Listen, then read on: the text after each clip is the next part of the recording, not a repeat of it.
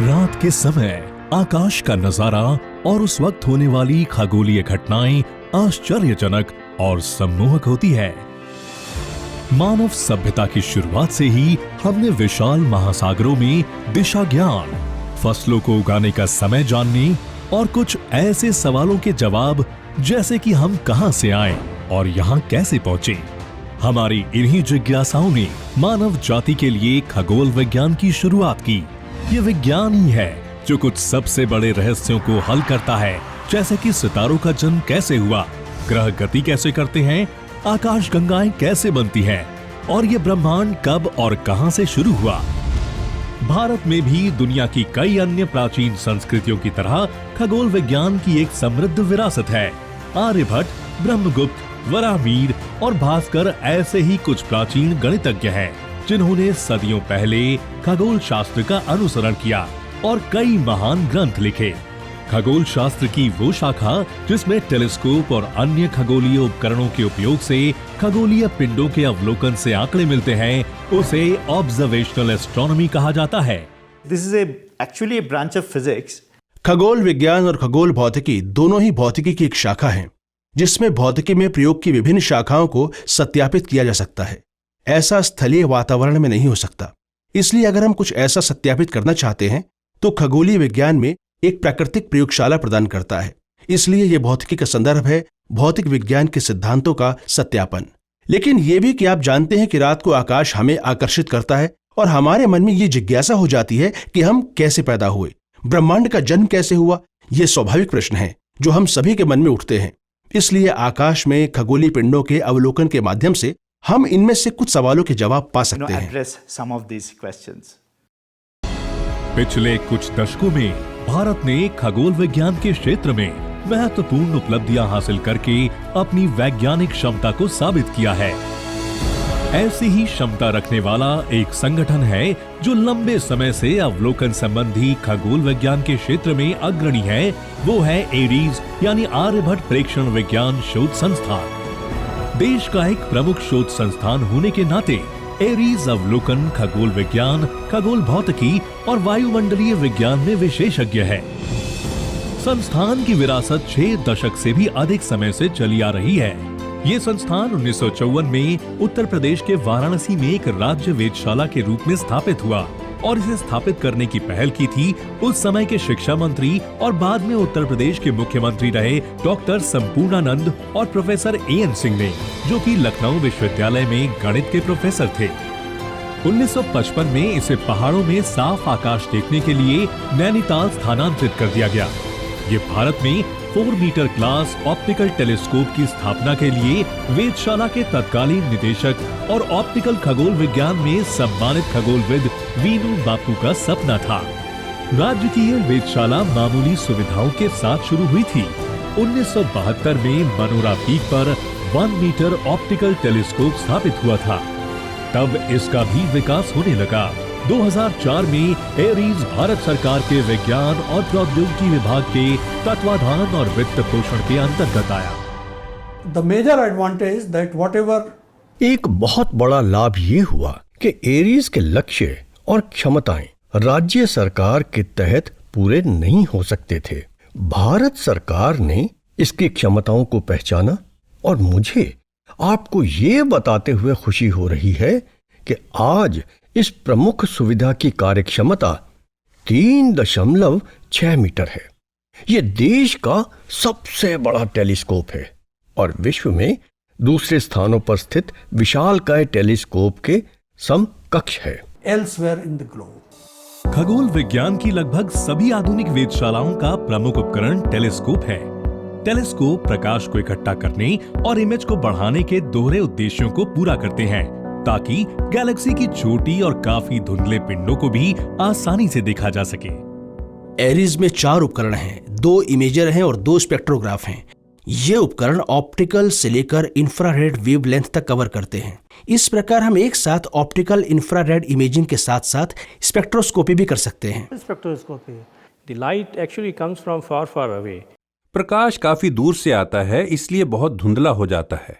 जब आप इसकी तुलना अपने आसपास दिखने वाले किसी भी स्थलीय प्रकाश से करते हैं, जैसे कि लैंप या हेडलाइट, इस प्रकाश में प्रति सेकंड सिर्फ कुछ ही फोटॉन होते हैं और इसलिए इसे फेंट ऑब्जेक्ट स्पेक्ट्रोग्राफिंग कैमरा कहा जाता है। जो प्रकाश बहुत दूर आकाशीय पिंडों से आ रहे हैं उसके हर रंग का विश्लेषण करने की जरूरत है, इसलिए हमें कुछ रंगों के बजाय हजारों रंगों को देखने की जरूरत है। इन पिंडों की रोशनी में हजारों रंगों की संरचनाओं को जानने के लिए वहां का तापमान क्या है, वो कैसे बनते हैं, वो कितने पुराने हैं और वो कैसे विकसित हो रहे हैं, ये जानने के लिए उनका विश्लेषण करना जरूरी है। Age and how are they going to evolve? अधिकांश वेधशालाएं पृथ्वी के वायुमंडल में मौजूद अवशोषण और दृश्यबाधिता को कम करने तथा अवलोकनों की सटीकता को बनाए रखने के लिए विभिन्न अपर्चर वाले टेलीस्कोप से अवलोकन करती है। बहुत ज्यादा ऊंचाई पर ऐसी समस्याएं नहीं आती, इसलिए एरीज भी ऐसे ही अनुकूल स्थान पर स्थापित की गई है। सौभाग्य से मनोरा पीक एक ऐसा स्थान है जिसकी ऊंचाई 2 किलोमीटर है और यहाँ से आप उस परत को देख सकते हैं जहाँ से वायुमंडल में बदलाव होता है। इसलिए एरोसोल और गैसों का पता लगाने के लिए महत्वपूर्ण अवलोकन में जिसकी जरूरत होती है वो उपलब्ध नहीं थे। इसलिए हमारे लिए ये अवलोकन का काम बहुत महत्वपूर्ण हो गया और जो आज एरीज के प्रमुख महत्वपूर्ण उद्देश्यों में से एक है, ताकि हम जलवायु परिवर्तन के अध्ययन में ज्यादा मदद कर सकें। और यही कारण था कि एरीज में वायुमंडलीय विज्ञान शुरू किया गया। एरीज में वायुमंडलीय विज्ञान प्रभाग वायु प्रदूषण और जलवायु परिवर्तन पर अनुसंधान करता है। यहाँ अनुसंधान मुख्य रूप से वायुमंडल के निचले हिस्से पर केंद्रित है। ये प्रभाग गैसों की खोजबीन के अवलोकन में माहिर है, जिसमें ओजोन और ग्रीन हाउस गैसों, एरोसोल और मौसम विज्ञान आदि शामिल है। एरोसोल और अन्य गैसों के भौतिक और ऑप्टिकल गुणों के अवलोकन के लिए अलग अलग साधन हैं। लगभग 20 किलोमीटर की ऊंचाई तक हवाओं की गति मापने के लिए एरीज एसटी रडार यानी एरीज स्ट्रेटोस्फीयर ट्रोपोस्फीयर रडार को भी यहां स्थापित किया जा रहा है। This ST radar, which जहां अभी हम खड़े हैं ये एसटी राडार है। ये वायुमंडलीय विज्ञान की प्रमुख सुविधा है।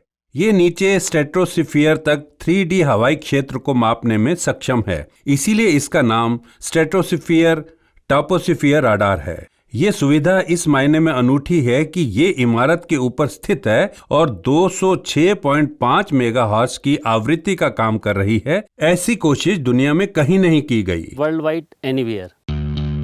एरीज का उद्देश्य देश में बेहतरीन स्तर के अनुसंधान का माहौल बनाने, खगोल विज्ञान, खगोल भौतिकी और जलवायु परिवर्तन तथा वायुमंडलीय विज्ञान सहित प्रमुख अनुसंधानों को बढ़ावा देना और मार्गदर्शन करना है। खगोल विज्ञान और तारा भौतिकी प्रभाग का मुख्य जोर सौर, ग्रहों, तारकीय, गैलेक्टिक और एक्स्ट्रा गैलेक्टिक खगोल विज्ञान, जिनमें एक्सरे बाइनरी, स्टार क्लस्टर, निकटवर्ती आकाशगंगा, क्वेजार और अंतर्निहित रूप से सुपरनोवा और काफी ज्यादा ऊर्जा वाली गामा रे विस्फोटक किरणें शामिल है। इनका अध्ययन करने के लिए एरीज के वैज्ञानिकों ने टेलीस्कोप पर लगाने के लिए चार्ज कपल डिवाइस या सीसीडी इमेजर और फेंट ऑब्जेक्ट स्पेक्ट्रोग्राफिक कैमरा और एफओएससी तैयार किया है, जो हमें बहुत अधिक स्पष्ट इमेज उपलब्ध कराते हैं। ये पहला एफओएससी है जिसे एरीज में ही डिजाइन और असेंबल किया गया है। 4K CCD imager 4K CD imager एक इमेजिंग डिवाइस है जिसे 3.6 मीटर वाले फोकल प्लेन पर लगाया जाएगा। ये यही विकसित किया हुआ उपकरण है जो ब्रॉडबैंड इमेजिंग करेगा। As we know that India has a longitudinal advantage. जैसे कि हम जानते हैं, भारत में इस जगह पर अनुदैर्ध्य लाभ मौजूद हैं, इसलिए यहाँ 3.6 मीटर की ये सुविधा स्थापित की गई है। हमारा मानना है कि ये उपकरण गामा रे विस्फोट के बाद होने वाले अध्ययनों, सुपरनोवा और कई अन्य नए आगामी ट्रांजिस्टर्स जैसे गुरुत्वाकर्षण तरंगों और इसी प्रकार के अन्य अध्ययन में भी महत्वपूर्ण योगदान देगा। एरीज में 2 प्रकार की अवलोकन सुविधाएं उपलब्ध है, जो कि सौर्य और तारकीय अवलोकन है। सौर्य अवलोकनों के लिए एरीज मनोरा पीक पर 15 सेंटीमीटर ऑप्टिकल टेलीस्कोप संचालित करता है। सौर विस्फोट की नियमित घटनाओं जैसे सौर फ्लेयर्स, फिलामेंट्स और सर्ज आदि का नियमित रूप से वैज्ञानिकों द्वारा अवलोकन किया जाता है। इसमें पूर्ण सूर्य ग्रहण के दौरान सूर्य के कोरोना का निरीक्षण करने के लिए एक विशेष फिल्टर लगा है। ऑप्टिकल और इंफ्रारेड या NIR बैंड में तारकीय अवलोकन के लिए एरीज मनोरा पीक पर 1 मीटर संपूर्णानंद दूरबीन संचालित करता है। इस सुविधा का उपयोग राष्ट्रीय और अंतर्राष्ट्रीय समुदायों के 200 से अधिक खगोलविदों ने किया है और यहाँ से 40 से अधिक छात्रों ने PhD भी की है। 2010 में एरीज के वैज्ञानिकों ने मनोरा पीक से 60 किलोमीटर दूर जिस जगह पर जाने का फैसला किया वो था देवस्थल। यहाँ एरीज ने अपना पहला 1.3 मीटर मॉडर्न ऑप्टिकल टेलीस्कोप स्थापित और परिचालित किया। इस टेलीस्कोप के परिणामों ने पुष्टि की कि देवस्थल की नई साइट भविष्य में अत्यधिक उन्नत टेलीस्कोप को स्थापित करने के लिए सबसे बेहतरीन जगह है। Devastal site was characterized. Devasthal site को 1996 से 2001 के दौरान आधुनिक साधन का उपयोग करने के लिए चुना गया था। 3.6 मीटर वाली इस सुविधा के लिए यहाँ ढांचागत सुविधाएं जैसे कि बिजली, पानी और सड़क नहीं थी, इसलिए उनका निर्माण और विकास करना जरूरी था। हमने भारत सरकार के लिए एक विस्तृत परियोजना रिपोर्ट भी तैयार की, जिसे योजना आयोग, वित्त विभाग, शासन और भारत के खगोलीय समुदाय से मंजूरी मिली। इन सभी अनुमोदनों के मिलने पर हमने टेलीस्कोप मंगवाया, जिसका ऑर्डर 29 मार्च 2007 को एक advanced mechanical and optical system AMOS नामक बेल्जियम की कंपनी को दिया गया था, जिसमें परियोजना प्रबंधन बोर्ड की देखरेख में देश भर के विशेषज्ञों की सहमति शामिल थी। First light verification of the instrument were, carried out in the premises of the EMAS in Belgium. इस प्रकार देवस्थल पर 10 साल की कोशिशों के बाद 2015 के मध्य में भारत के सबसे बड़े और सबसे उन्नत 3.6 मीटर देवस्थल ऑप्टिकल टेलीस्कोप या डॉट टेलीस्कोप को सफलतापूर्वक स्थापित किया गया। इसमें भारत में बनने वाला सबसे बड़ा वैक्यूम चैम्बर और घूमने वाला डोम है। भारत के विज्ञान और प्रौद्योगिकी विभाग और बेल्जियम के विज्ञान विभाग BEL-SPO के साथ एक अंतर्राष्ट्रीय सहयोग के रूप में 3.6 मीटर डॉट टेलीस्कोप को भारतीय प्रधानमंत्री श्री नरेंद्र मोदी और बेल्जियम के प्रधानमंत्री श्री चार्ल्स मिशेल द्वारा संयुक्त रूप से 30 मार्च 2016 को सक्रिय किया गया था। This is a pretty large size. ये बहुत बड़े आकार का ऑप्टिकल टेलीस्कोप है और इस तरह के टेलीस्कोप प्राइमरी और सेकेंडरी मिरर इन सीटू में संरेखित करने के लिए एक्टिव ऑब्जेक्ट्स टेक्नोलॉजी का उपयोग करते हैं। मेरा मतलब है कि जब टेलीस्कोप एक वस्तु से दूसरी वस्तु पर आता है तो ये एकदम स्पष्ट इमेज पाने के लिए प्राइमरी और सेकेंडरी मिरर को ऑनलाइन संरेखित कर सकता है। इसमें अधिक स्पष्ट सब आर्क सेकेंड इमेज प्राप्त करने की क्षमता है, जिसकी वजह से हम गहरे आकाशीय पिंडों का अध्ययन करने में सक्षम हैं। वे वस्तुएं जो बहुत धुंधली हैं और ब्रह्मांड में बहुत दूर हैं, जैसे कि बहुत ही धुंधली आकाश गंगाएं और तेजी से भागते क्वेजार, और उन वस्तुओं के उपयोग से हम ये जांचने में सक्षम होंगे कि हमारी आकाश गंगाओं का निर्माण कैसे हुआ है। इसके अलावा बेल्जियम और कनाडा के साथ वैज्ञानिक सहयोग में एक 4 metre aperture international liquid mirror telescope Devasthal पर जल्द ही संचालित होने की उम्मीद है। ILMT रात में रोजाना आकाश को स्कैन करेगा और महत्वपूर्ण अवलोकन देगा। मेरे पीछे जो सुविधा है वह एक 4 metre class international liquid mirror telescope है। ये मुख्य रूप से भारत, कनाडा और बेल्जियम के बीच एक सहयोग है। ये ऐसा टेलीस्कोप है जो भारत में स्थापित किया गया है और इसे सर्वेक्षण टेलीस्कोप के रूप में इस्तेमाल किया जाएगा। जैसा कि इसके नाम से ही लगता है, प्राइमरी मिरर तरल पारे से ये बना है। जब पारे को कटोरे नुमा पात्र में डाला जाता है तो रोटेशन के कारण 4 मीटर के प्रभावी व्यास वाला एक दर्पण बनेगा। इसलिए यह किसी पारंपरिक टेलीस्कोप से अलग है और इस तरह के टेलीस्कोप की लागत पारंपरिक टेलीस्कोप की तुलना में बहुत कम होती है। इस तरह के टेलीस्कोप का मुख्य आकर्षण ब्रह्मांड में नई चीजों की खोज करना है। हम इस साल के अंत तक इससे पहले प्रकाश की उम्मीद कर रहे हैं। ऑप्टिकल अवलोकन की शुरुआत से ही एरीज लगातार खगोलीय अनुसंधान के क्षेत्र में योगदान दे रहा है, विशेषकर महत्वपूर्ण खगोलीय घटनाओं के समय अवलोकन करके। उदाहरण के लिए देश में गामा रे विस्फोट के ऑप्टिकल आफ्टरग्लो का निरीक्षण करने का पहला सफल प्रयास एरीज में किया गया। बड़ी तादाद में होने वाले अवलोकन, जिनमें ग्रहण वाली बाइनरी, विभिन्न तारे, स्टार क्लस्टर, नजदीकी आकाशगंगाएं, गामा रे विस्फोट और सुपरनोवा का अवलोकन एरीज में उपलब्ध उन्नत तकनीक के कारण संभव हो सका है। अतीत में इस वेधशाला से सैटर्न, यूरेनस और नेपच्यून के आसपास की नई रिंग प्रणालियां भी खोजी गई थी। एरीज का इंजीनियरिंग डिपार्टमेंट डिजाइन, विकास और इंस्ट्रूमेंट्स के रखरखाव एवं अपग्रेडेशन सुनिश्चित करता है। साथ ही ये समूचे एरीज इंफ्रास्ट्रक्चर को सहयोग प्रदान करता है। 3.6 मीटर देवस्थल ऑप्टिकल टेलीस्कोप एक कॉम्प्लेक्स सिस्टम है। इसके अंदर कई एडवांस्ड मिरर कंट्रोल टेक्निक्स और मोशन कंट्रोल टेक्निक्स मौजूद हैं। इसके अलावा इसमें कई अत्याधुनिक उपकरण जैसे इमेजर और स्पेक्ट्रोग्राफ विज्ञान के उद्देश्यों की पूर्ति के लिए लगाए गए हैं। इन सभी उपकरणों का रखरखाव इंजीनियरिंग विभाग पर काफी प्रेशर बनाता है, जिसमें मेंटेनेंस, अपग्रेडेशन और कई बैकएंड उपकरणों का विकास शामिल है। इसमें न सिर्फ खास इंजीनियरिंग ग्रुप्स अथवा इंजीनियरिंग एफर्ट्स का मेल भी शामिल है। तो एरीज में मुख्यतः 4 इंजीनियरिंग सेक्शंस हैं, जैसे ऑप्टिक्स, मैकेनिकल, इलेक्ट्रॉनिक्स और सॉफ्टवेयर ग्रुप्स। इसके अलावा हमने ऐसे खास उपकरणों के लिए स्पेशलाइजेशन भी की है। हम साथ मिलकर यहाँ एक टीम की तरह काम करते हैं, जिससे हम जरूरी इंजीनियरिंग सॉल्यूशंस उपलब्ध करा सके। शैक्षिक स्तर पर एरीज कुशल मानव संसाधन विकसित करने के लिए छात्रों को पीएचडी और पोस्ट डॉक्टरल फेलोशिप कार्यक्रम आयोजित करता है। इसके अलावा बीएससी और एमएससी स्तर के छात्रों को संस्थान में किए गए अनुसंधान और विकासात्मक गतिविधियों से अवगत कराने के लिए समर प्रोजेक्ट इंटर्नशिप भी कराई जाती है। एरीज में अलग अलग अपर्चर वाले टेलीस्कोप हैं, कुछ 5 मीटर वाले टेलीस्कोप हैं। आपने 4 मीटर क्लास टेलीस्कोप के बारे में भी सुना होगा। ये मूल रूप से अपर्चर के आकार प्राइमरी मिरर के आकार के होते हैं। अपर्चर से प्रकाश इकट्ठा करने की शक्ति को बढ़ाया जाता है। इससे बहुत ही धुंधले पिंडों का पता लगाया जा सकता है, जो कि बहुत उच्च क्रम में होती है। Detect very faint sources as you go with the higher order.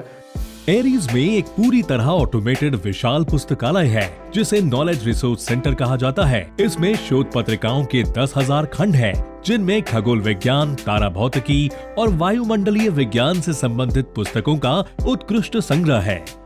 ज्ञान संसाधन केंद्र मूल रूप से पुस्तकों और विभिन्न शोध पत्रिकाओं का एक संग्रह है।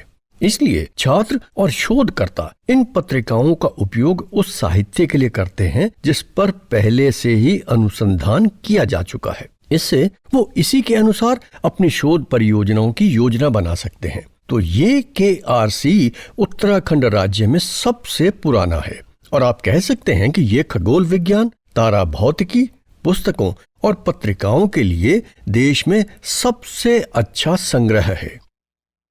एरीज के वैज्ञानिकों ने हाई इम्पैक्ट फैक्टर वाले जर्नलों में 900 शोध पत्र एवं विभिन्न सम्मेलनों में शोध पत्र प्रस्तुत करने के अलावा 60 पीएचडी डिग्रीज भी दी हैं। एरीज के वैज्ञानिक आम जनता के साथ साथ देश भर में विभिन्न स्कूल के छात्रों के बीच खगोल विज्ञान और वायुमंडलीय विज्ञान से संबंधित विज्ञान के लोकप्रियकरण में भी सक्रिय रूप से शामिल है। समय समय पर सार्वजनिक पहुंच वाले कार्यक्रम में संस्थान द्वारा विभिन्न कार्यशालाओं और कार्यक्रमों का आयोजन किया जाता है। वेधशाला रात में आकाश दर्शन के लिए सार्वजनिक रूप से खुला है। दर्शनार्थी स्लाइड शो में शामिल होकर आकाशीय पिंडों का वर्णन करने वाली गैलरी भी देख सकते हैं। डीएसटी सचिव प्रोफेसर आशुतोष सिंह, थाईलैंड की महारानी सहित अनेक प्रतिष्ठित हस्तियां भी इस सुविधा का दौरा कर चुकी हैं। एरीज विज्ञान केंद्र की सुविधाओं का उपयोग करने के लिए लोगों को प्रोत्साहित करता है और खगोल विज्ञान तथा वायुमंडलीय विज्ञान में करियर बनाने के लिए युवा प्रतिभाओं को प्रेरित करता है। एरीज का विज्ञान केंद्र आमजन की सार्वजनिक गतिविधियों के लिए समर्पित है और नैनीताल एक पर्यटन स्थल है, इसलिए यहाँ पर्यटकों, सामान्य छात्रों, आम जनता और बहुत सारे लोगों का तांता लगा रहता है। एरीज एक सार्वजनिक वित्त पोषित अनुसंधान संस्थान है। हम इस संस्थान को एक बहुत बड़ी गतिविधि और सामाजिक वैज्ञानिक जिम्मेदारी के रूप में देखते हैं। हम खगोल विज्ञान, तारा भौतिकी, वायुमंडलीय विज्ञान और सामान्य रूप से संस्थान और विज्ञान से संबंधित गतिविधियों के बारे में लोगों को शिक्षित करने के लिए कई कार्यक्रमों में राष्ट्रीय स्तर पर भाग लेते हैं। भविष्य में एरीज का उद्देश्य अपनी सभी सुविधाओं और अन्य राष्ट्रीय तथा अंतर्राष्ट्रीय मूलभूत सुविधाओं व अंतरिक्ष कार्यक्रमों के बीच एक मजबूत तालमेल स्थापित करना है, जिसका मकसद खगोल भौतिकीय नजरिए से खगोलीय घटनाओं की जांच करना है। ये संस्थान देश में विभिन्न प्रयोगशालाओं और अवलोकन वेधशालाओं, विज्ञान में आधुनिक विज्ञान के लिए उपकरणों के निर्माण, optical fabrication technology, system control और मैन्युफैक्चरिंग में विशेषज्ञता वाले भारतीय मध्यम तथा लघु उद्योगों के साथ सहयोग के लिए भी तत्पर है। एरीज में मुख्य रूप से मूलभूत सुविधाएं उपलब्ध हैं, लेकिन वर्तमान समय में बहुआयामी अवलोकन करना बेहद जरूरी है। इसलिए मतलब है कि आपको अंतरिक्ष आधारित सुविधाओं के साथ जमीनी सुविधाओं को भी जोड़ना होगा। और आज इसरो खगोलीय मिशन से विज्ञान के संदर्भ में एक शानदार काम कर रहा है। इसलिए एस्ट्रोसेट मिशन उपलब्ध है, जिसमें एस्ट्रोफिजिकल ऑब्जेक्ट से देखने के लिए कई तरह के पेलोड हैं। आगे का मिशन सोलर फैसिलिटी है, जिसे आदित्य मिशन कहा जाता है। हमारा इरादा इसरो के साथ मिलकर काम करना है, ताकि फिर से अंतरिक्ष आधारित प्लेटफॉर्म और जमीनी प्लेटफॉर्म के बीच तालमेल बन सके। Between the space-based platform and the ground-based platform. Aries लगातार अपनी मौजूदा सुविधाओं के रखरखाव तथा उन्हें आधुनिक बनाने में जुटा है और अंतर्राष्ट्रीय संस्थानों के साथ मिलकर खगोल विज्ञान के प्रमुख क्षेत्रों में काम कर रहा है। विज्ञान एवं प्रौद्योगिकी विभाग पूरे करने जा रहा है 50 गौरवशाली वर्ष। प्रौद्योगिकी और विज्ञान के द्वारा देश की सेवा करने में प्रासंगिकता और उत्कृष्टता का ये सफर हमने अकेले नहीं तय किया है। हमारे साथ स्वतंत्र रूप से काम कर रहे सभी संस्थाओं ने अहम भूमिका निभाई है। अपने निजी क्षेत्रों में गुणवत्ता, फोकस और गति द्वारा आगे बढ़ने में मदद करने के लिए वो अपने लक्ष्य में उत्तीर्ण हुए हैं। मैं इन सभी स्वतंत्र संस्थाओं और इनके वैज्ञानिकों के लिए एक सफल और उज्जवल भविष्य की कामना करता हूं। हम भविष्य की ओर बहुत ही तेजी से आगे बढ़ रहे हैं। आशा है कि भविष्य में आने वाली चुनौतियों का हम सामना कर सकेंगे और नए अवसरों का निर्माण करेंगे और बनाएंगे ऐसा आत्मनिर्भर भारत जिससे गर्व होगा अपने विज्ञान और प्रौद्योगिकी क्षेत्र के विस्तार पर। समर्पित वैज्ञानिकों की एक टीम, निरंतर आकार लेती अनुसंधान सुविधाएं और महत्वपूर्ण अवलोकनों के साथ आर्यभट्ट प्रेक्षण विज्ञान शोध संस्थान ने खुद को खगोलीय विज्ञान के क्षेत्र में एक प्रमुख अनुसंधान संगठन के रूप में स्थापित किया है, जो आज बाहरी अंतरिक्ष के रहस्यों को सुलझाने की एक निरंतर यात्रा पर है।